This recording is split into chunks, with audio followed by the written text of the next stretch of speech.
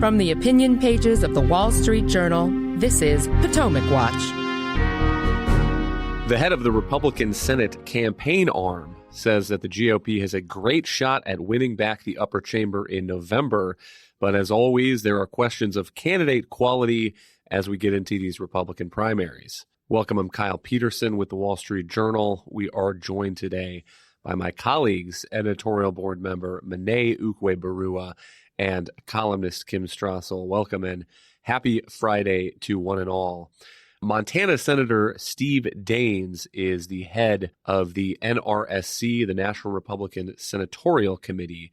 And at a meeting of the Ripon Society this week, he said this: the good news is we have the best map in a decade. He sounds pretty confident in the chances of Republicans picking up the upper chamber of Congress in November. And recall that the Senate right now at the moment is split 51 Democrats to 49 Republicans. There is an open race in West Virginia that is ranked as solid Republican.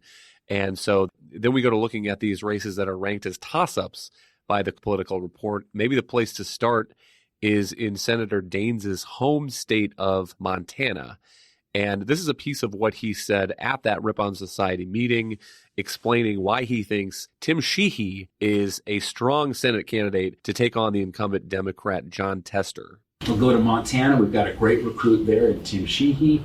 He's a Navy SEAL, 100 combat missions, Naval Academy graduate. He's running as a younger guy who's got a lot of runway in life, depending on where he goes, even after the Senate. This is a guy that could do a lot of things. They're spending $1 million a week right now in Montana. Wow. On the Senate race alone.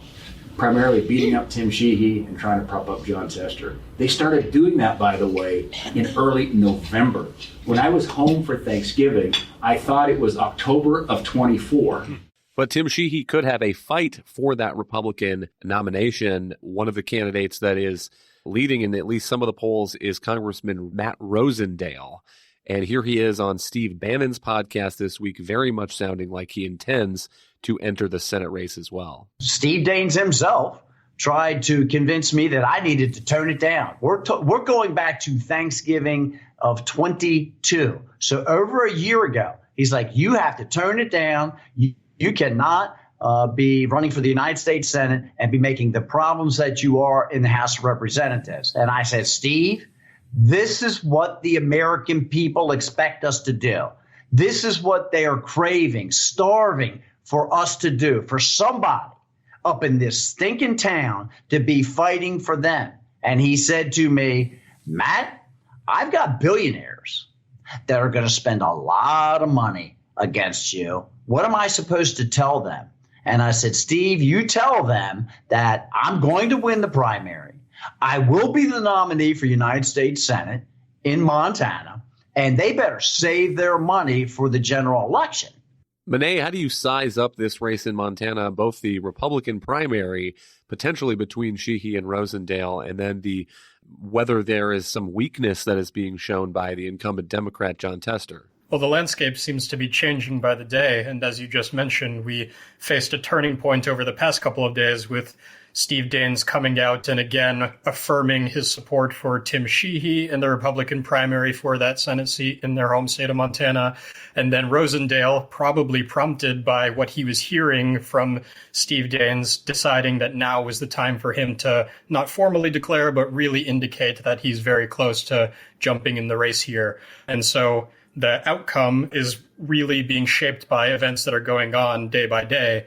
But on the other hand, the Republican Party establishment, with Steve Daines holding the reins of that Senate organizing group, is really betting on Tim Sheehy because they think that he's someone who's going to appeal to more moderate voters and have a better chance in the general election. Sheehy, of course, is a Navy SEAL veteran, also a successful entrepreneur, and as Daines was saying in that clip, is very young and could very much be appealing to Montana voters.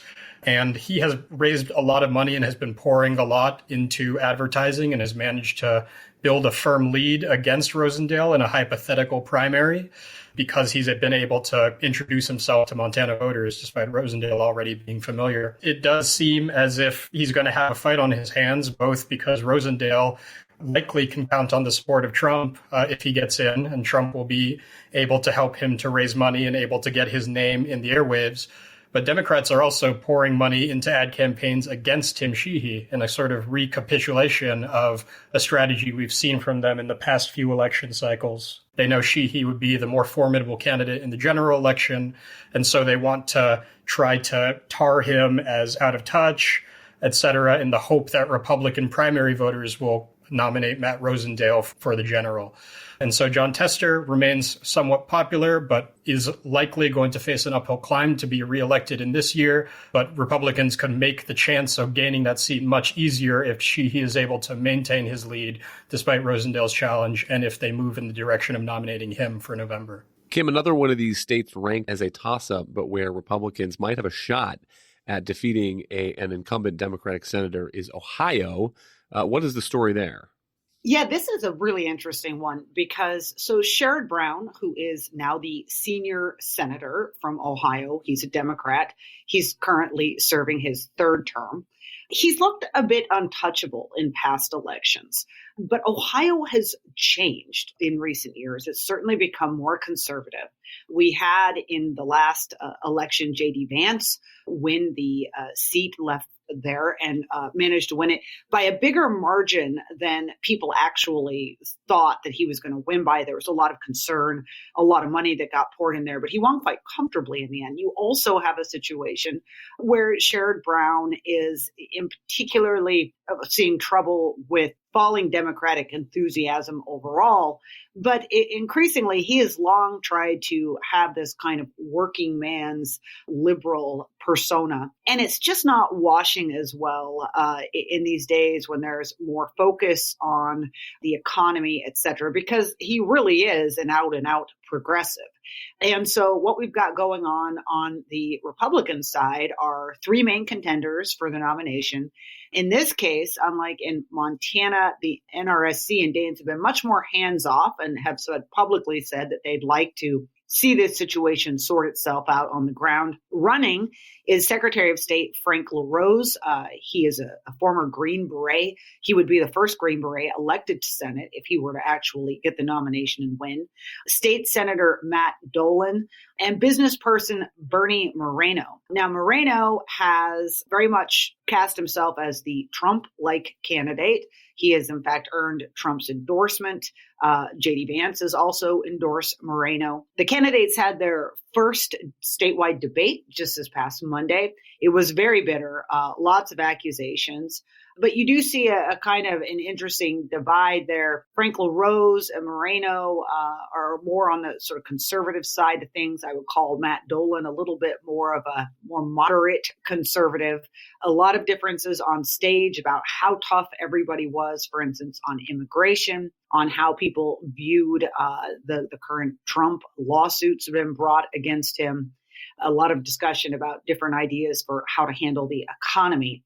If you look at the polls, the most recent one we had were a pair back in November. Both of them showed LaRose winning that primary. He certainly got a lot of name recognition in the state and is generally admired as Secretary of State.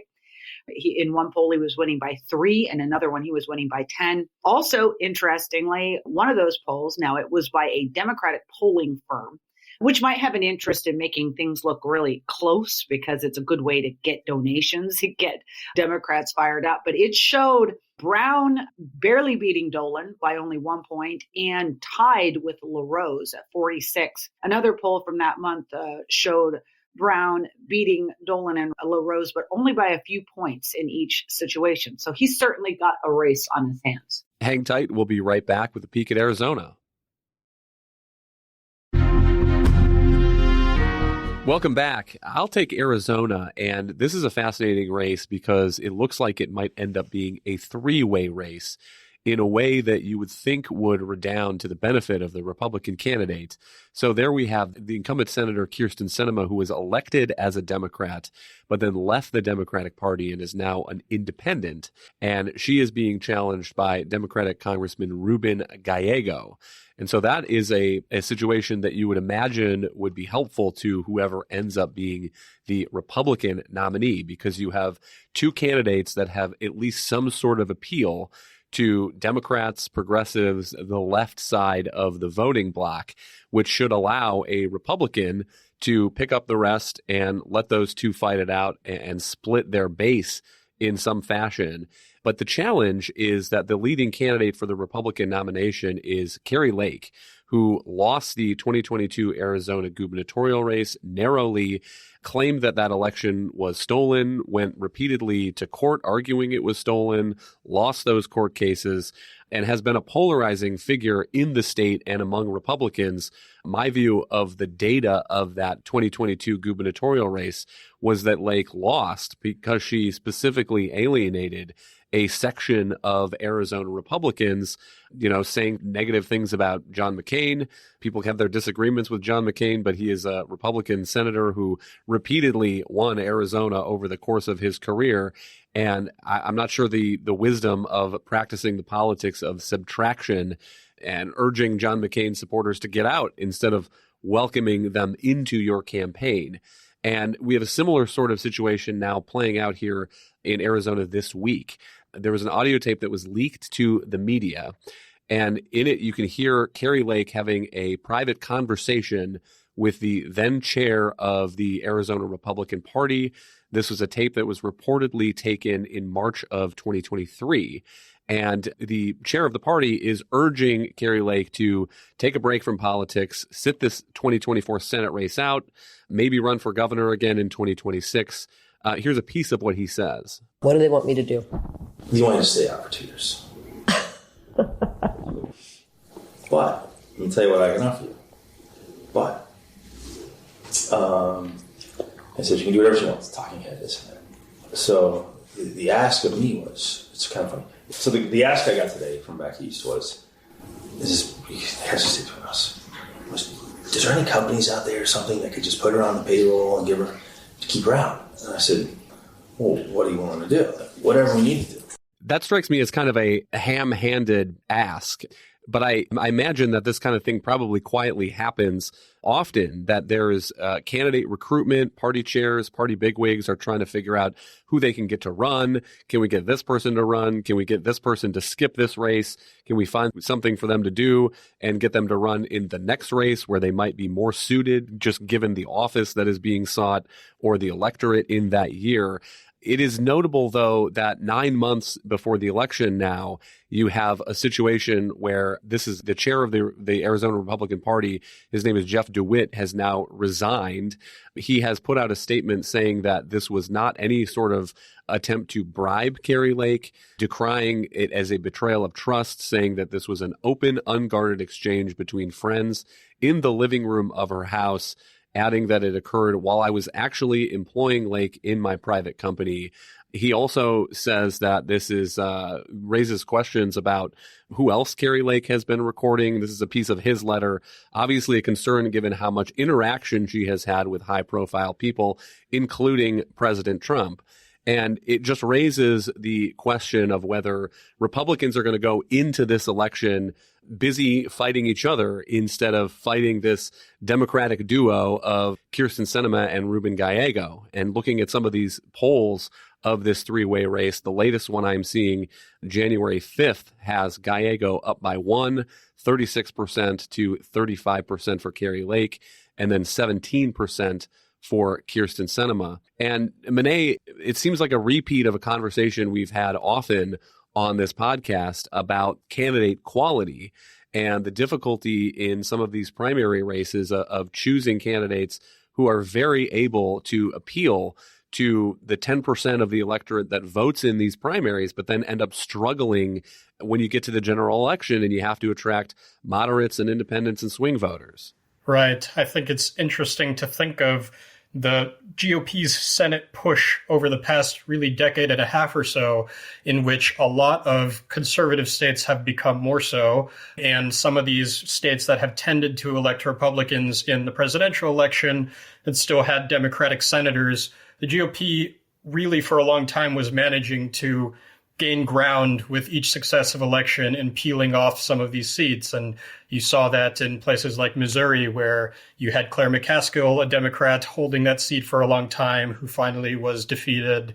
Same thing with Mary Landrieu in Louisiana. It generally has happened throughout most of the South. You've had the GOP able to win some of these seats in what were toss-up elections with popular but politically vulnerable Democrats. But that campaign seems to have slowed or even stalled within the past few cycles, in part because of the Trump addition to the Republican primary dynamic. There have been a lot of these races where Republicans have nominated Trump-backed candidates who were very closely aligned with him, who took very firm conservative positions on a lot of divisive issues, but just lacked real political talent, had some of the baggage of being affiliated with Trump's more unpopular positions, particularly the election fraud claims, and just were not able to appeal to some of the upper middle class suburbanites who Republicans generally need to be able to win. And so key examples of this would be Herschel Walker in Georgia, and Dr. Oz in Pennsylvania, and Blake Masters to a certain extent in Arizona, all of whom lost what should have been very competitive races for the GOP.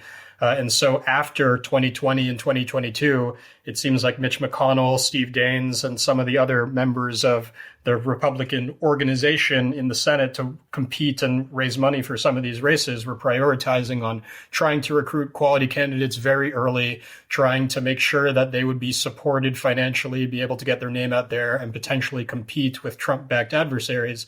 But that is not by any means a sure bet. And it does still seem like there's a lot of the base that even after the record of losing some of these tight races would prefer to have candidates who are closely aligned with Trump, who reflect Trump's style of politics. And that is a big potential liability for the GOP heading into what, as Steve Daines said, should be a very favorable Senate year for the Republicans.